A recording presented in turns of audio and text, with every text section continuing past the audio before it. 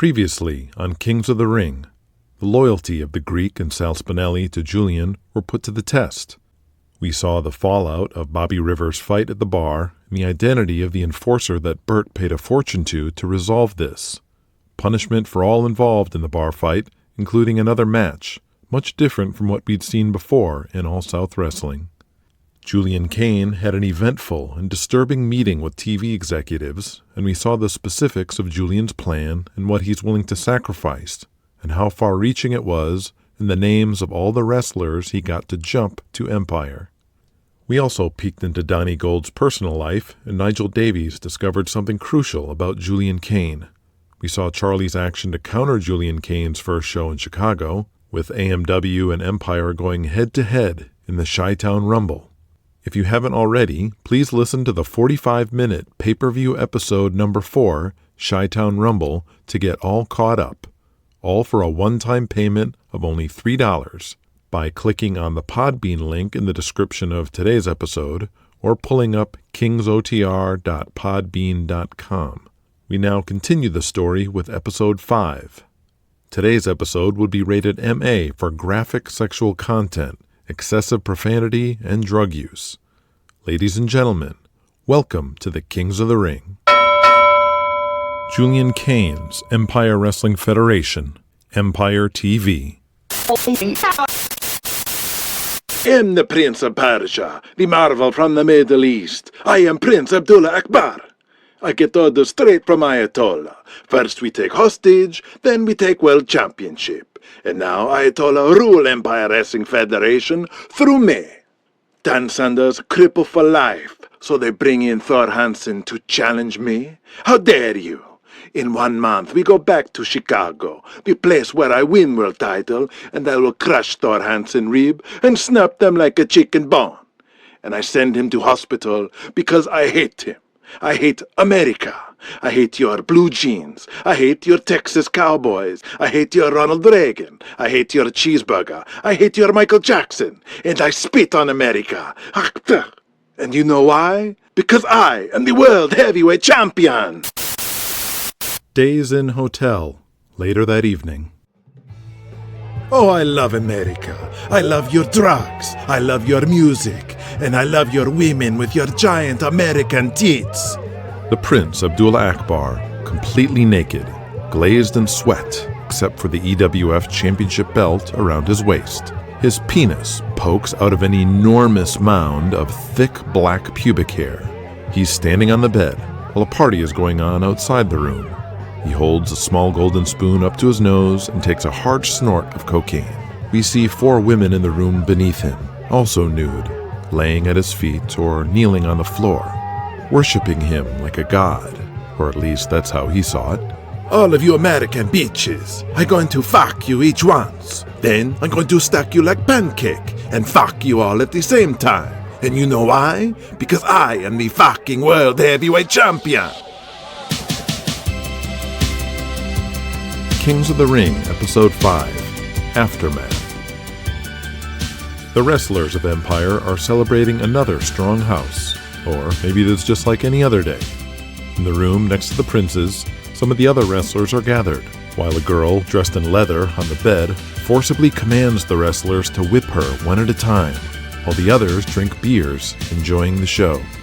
In another room, a girl wearing nothing but tennis shoes and a smile carefully steps and walks all over Marauder number 2, who is flat on his back on the floor, wearing nothing but his mask, and is fully aroused.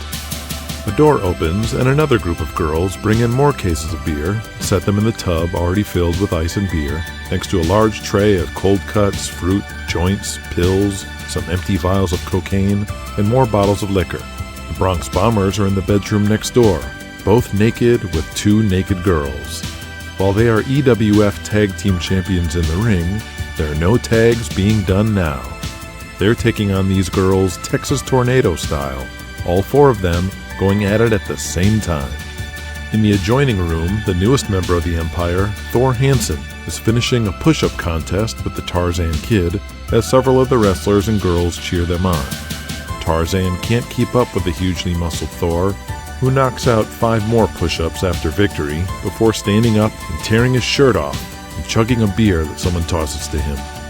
Finished with the girl stepping on his body, Marauder number 2, still naked but masked, gets up, lights a cigarette, and leans against the wall to rest, where Thor is resting too, albeit for 2 different activities.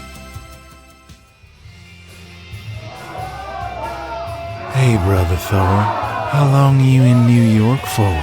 Thor catches his breath. At least a couple more months. From now on, I work any U.S. states. I only work Empire. They don't have another tour for World Japan until March. Is Akira still booking?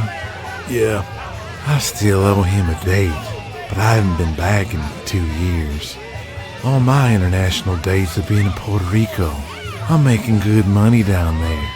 You making out in Japan? Oh yeah, brother. They're heating me up. And this main event with Abdullah next month in Chicago, it's gonna be big for me.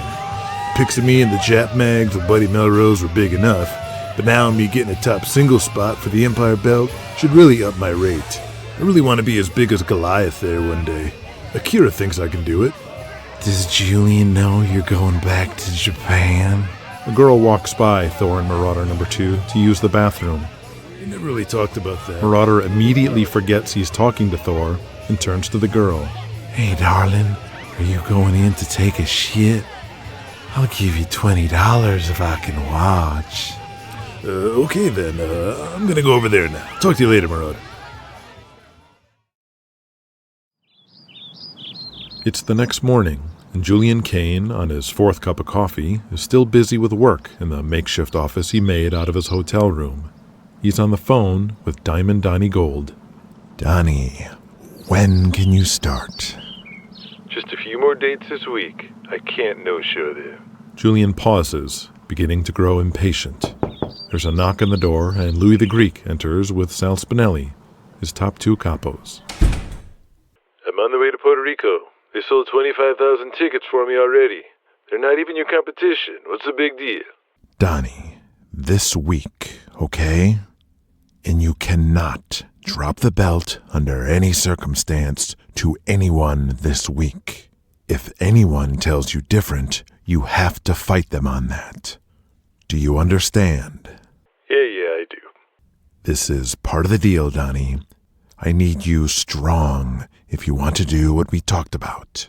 But I also need that WWA belt in my possession.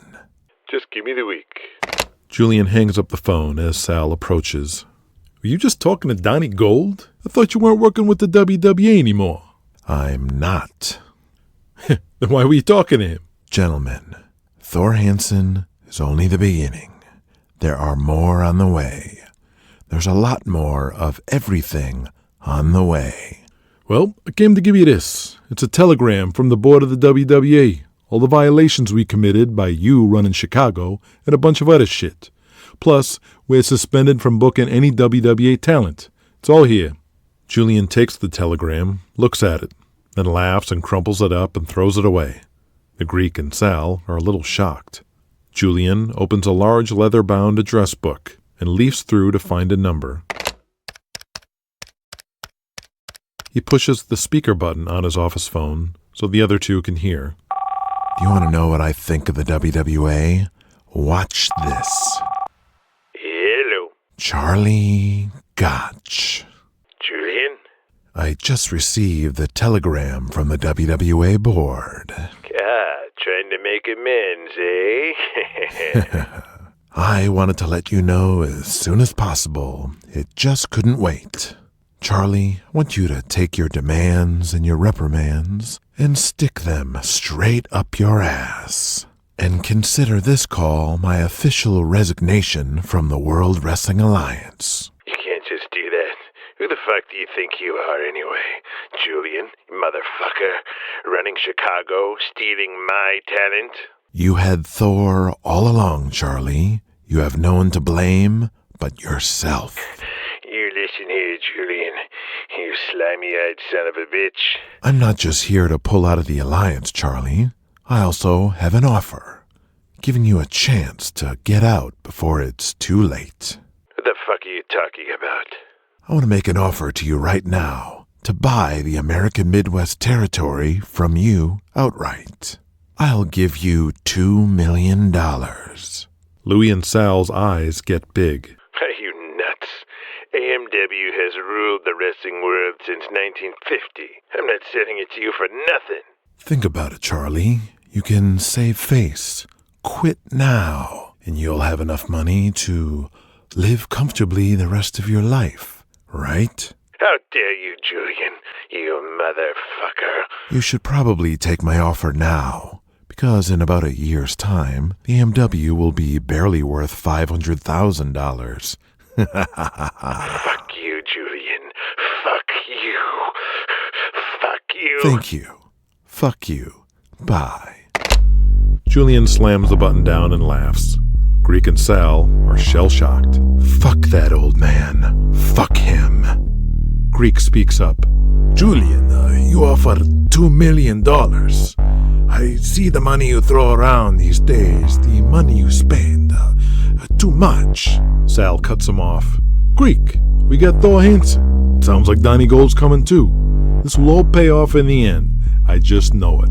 Have more faith in Julian and let him do what he's gotta do. Yes, Louis, have more faith. And thank you, Sal. You're starting to come around. Seeing things my way. Besides, it was a bluff. I just wanted to fuck with his head again, see what other mistakes he can make. I knew he wouldn't sell. He'll never sell. And that's why he's gonna die with a broken spirit and without a penny to his name. Daniel Hawkins, Carolina Wrestling Association.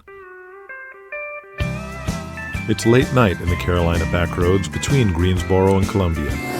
Corporal Punishment is at the wheel, the massive Hercules Harris is shotgun, while the Irish Hammer, Killian Kavanaugh, and the Hawaiian Hunk, Tommy Aloha, are in the back seat. The car is filled with marijuana smoke and the sound of rolling empty beer cans and bottles, as all four are drinking and smoking in between towns. The car veers to the side of the road just for a second before the corporal straightens them back out. You okay there, Bob? Aloha asks after a puff, then passes the joint to Kavanaugh. Sure thing, Tommy. Thought I saw a cat or something on the road, but I popped a few caps earlier. I'm wide awake. Don't you worry. Hercules Harris adds. That's right, baby. Fast in caps. You want to stay high, you gotta be wide. Well, slow the fuck down or learn how to fucking drive. Killian Kavanaugh finishes his puff and hands it up to Hercules, then finishes his story. So I hear fucking gunshots. I'm in the hills of fucking Kentucky. I don't know how fucking normal this is, 'cause the fucking coppers aren't doing shite. The ref takes a front bump, so I follow his lead and jump down the floor. I look up, and sure enough, there's a fucking mark in the bleachers, firing off a gun, and he's aiming at me. The fucking copper's just standing there at ringside, and I shout at him, "Oi, you gonna fucking do something?" And he's like, "Oh, don't worry, that's just Woody. He couldn't hit the broadside of a barn." Jesus fucking Christ. Last time I ever work a show for Raylan Crenshaw. I'm gonna miss you, Kavanaugh. I can barely understand you, but I like the way you say it. Well, I can't understand you neither, you marbly mouth fucker. Hercules. How many times I have to tell you, man? Hercules was all muscle. You're all fat. And he sure as fuck wasn't black. Yeah, take it easy now, Kavanaugh. We working tomorrow night, and I may just forget it's a work, put on my full Nelson, and bend your neck off. Yeah. Oh, I'd like to see you try, you overly muscled big cock fucker. I'll bend you over and fuck you into ours, right there in the middle of the ring. Have you begging for mercy. They all laugh and drink their beers and smoke. Kavanaugh has them in stitches the entire ride. Oh, but who I really want to fuck is that Miss Kitty. Oh, no. Oh, the things I would do to that girl's bum. Corporal chimes in. No dice, Killian. She's with Barry Lovelace. That fairy? No fucking way. No ba, he no queer. He's just gimmick. She Barry wife. Pfft, I fucked so many men's wives I've lost count. And no girl can resist me, Irish Hammer. Getting on, Kavanaugh. Everybody's tried to fuck her, and everybody's failed. Even Donnie Gold hasn't been able to pry open those pants. I wouldn't try either, ba. She cut your fucking dick off. Yep, she keep a razor on her at all times. I seen her use it too. Some mark tried to touch her titty on the way to the locker room in Marietta. Boy, she cut him up good. What's her fucking problem? Corporal Punishment explains. Miss Kitty is the daughter of Bob Walker, the most miserable, cranky old cunt in the whole business. And he's your new boss when you move to Atlanta. All right, Atlanta. Shite, Jerry, would you slow the fuck down? You're gonna get me killed. Price we pay for the fans, right? I can't wait to see those people. Brings a smile to my face. Oh, for the love of blading Jesus. You think this business is about those fucking fans and smiling and sucking each other's cocks? Bullshit. You listen to me, Hercules. All of you listen good, because I'm about to give you the most valuable lesson of your life. This business is about the fucking money, and it always will be. And that's why I'm a fucking wrestler.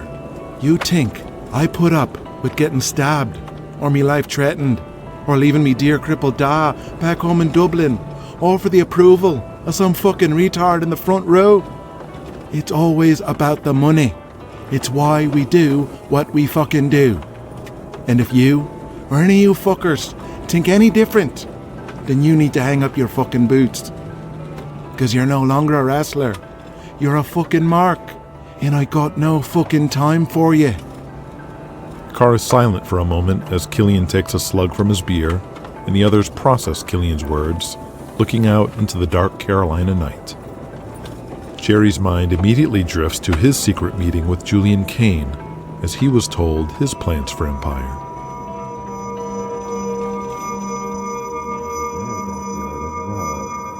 Show the fans what real entertainment looks like. I have deals in place with parties nationwide to make this a reality. The only thing we're missing is you. Corporal punishment is the key ingredient for Empire to succeed. Jerry, you are America, and I want to tap into that more than anyone's done before. You can be Captain America come to life. Imagine little kids playing with Corporal Punishment action figures, or watching a Corporal Punishment cartoon show. You, more than anyone, are custom made for the Empire Wrestling Federation, and you'll get a percentage of those toy sales. I can build a company around you as the face of the Empire Wrestling Federation. Just think about all the money you'll make. So Tony, why do you put those damn flowers on a fan before your match? Like we're in fucking Hawaii. Why you kiss up to those fucking marks? No, it's more than that. You see, I only put the lei on pretty girl. It's how I mock her. What do you mean? Security, come out after my match. Bring the girl with the lei back to locker room. Then I fuck her. You do what? I fuck her. Well, sometimes she suck on my uli uli. They speed by a police motorcycle, shrouded in darkness. The red and blue lights immediately come on. Oh, fucking Jerry. I told you to slow the fuck down. Take it easy, Killian. Be cool. Should I throw this grass out the window? Corporal Punishment pulls the car over. The police bike stops behind them. Bad enough I have to listen to your shite music. Now you're getting me arrested. I don't need any shite right now with the law. Leave the pakalolo. Don't you worry, Nanba. I got these. Kevino, put this jacket over your face. He no can see you with all us baby face. The police officer walks towards the car as the backseat window rolls down. Billows of marijuana smoke pour out of the vehicle like a scene from a Cheech and Chong movie. And out pokes Tommy Aloha's smiling face. "Their problem, officer." Holy shit, you Tommy Aloha, ain't you? Tommy steps out of the car as beer bottles hit the ground. He's wearing a skin-tight tank top that completely accentuates his brown-tanned beach bodybuilder physique. "Course I am, officer. You work as security for a show tomorrow night?" No, sir. I'm working a double shift, patrol in town. "Oh, that a shame, ba. Let me give you my new 8x10 picture. New shot. Jerry, pop the trunk." Jerry gets out to open the trunk with his keys. Holy shit, corporal punishment too? "Yeah, ba, we on the way Columbia early. Hit the gym, crack of dawn." Well, it's a pleasure to meet you, sir. Tommy pulls out a glossy 8x10 picture of himself. The pleasure all mine, officer. Who I make this out to? American Midwest Wrestling Office, Milwaukee, Wisconsin. Charlie Gotch, son Nellie, and Buddy Melrose discuss the past weekend as Nellie looks through a notepad. Final numbers are in for Julian's show at the Rosemont. 8,356. Buddy Melrose asks. Paid? Paid. You want to hear what we did? It's not good. No, it doesn't matter, because next time we'll be more prepared to load up our show. I don't know why you two didn't push for that the last time. Nellie's about to say something, and Buddy motions for him to just let it go. We got caught with our pants down Saturday night. It won't happen again. First of all, if he wants a rematch, he's gonna get it. Nellie, make sure we're booked at Chicago Stadium the same night as Julian. We are gonna crush him, and we're gonna set the territory on fire at the same time by turning Buddy Melrose. You still want to do that? Of course I do. It's the smart move. Next show, we're gonna do the biggest attraction in wrestling, a battle royal. Ah, that's good. Should we bring in Goliath? He's the king of battle royals. No, Goliath is more trouble than he's worth, and he practically lives in Japan these days. But this is where the turn will take place. The finish will come down to our foreign heels, Bull Von Heimer, the Banzai Express, and you. He points at Buddy. Circumstance is going to turn you babyface, Buddy. Fans have already seen how Thor deserted you. Now the patriotism of the fans will finish it off.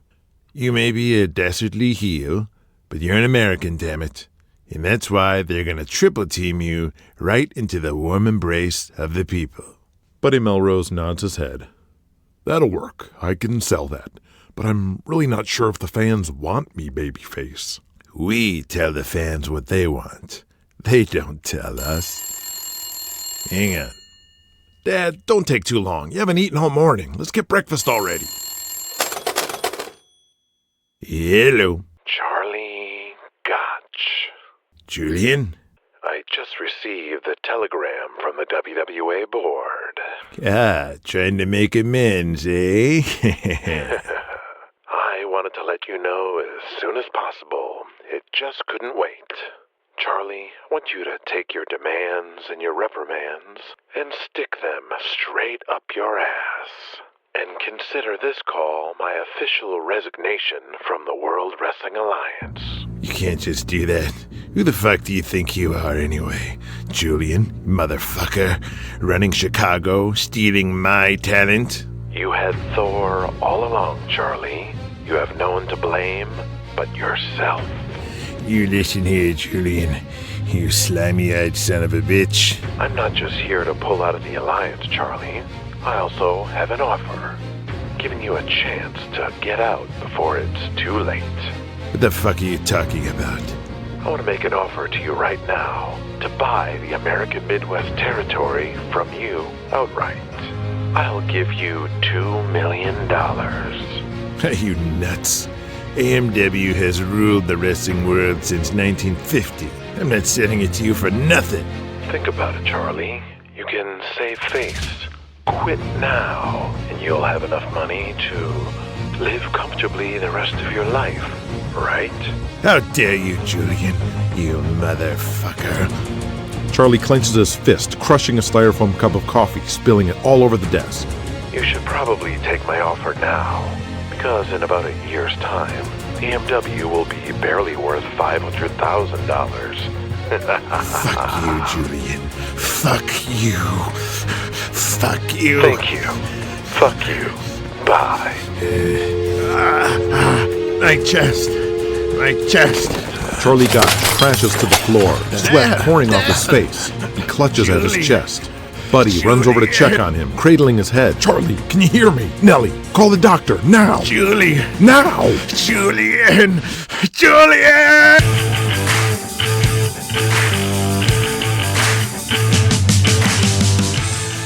If you'd like to hear a behind-the-scenes explanation, director's commentary, and analysis of Episode 5, check out Breaking Kayfabe. a free podcast series available exclusively on the Kings of the Ring website, www.kingsotr.com. Otherwise, the next free episode of Kings of the Ring is coming soon, so please follow us on Twitter at KingsOTR and like us on Facebook at KingsOTR1984 to get notification, news, and updates on when it will be released. The next episode will be a unique solo episode following Donnie Gold's trip to San Juan to defend the WWA World title in a unique and very special episode called Donnie Does Puerto Rico. For those listening on Apple and other outlets, be sure to leave us a 5-star review and help spread the word about wrestling's first audio drama podcast. Kings of the Ring is a Mana Sports Media production and is written and performed by Steve Tatai.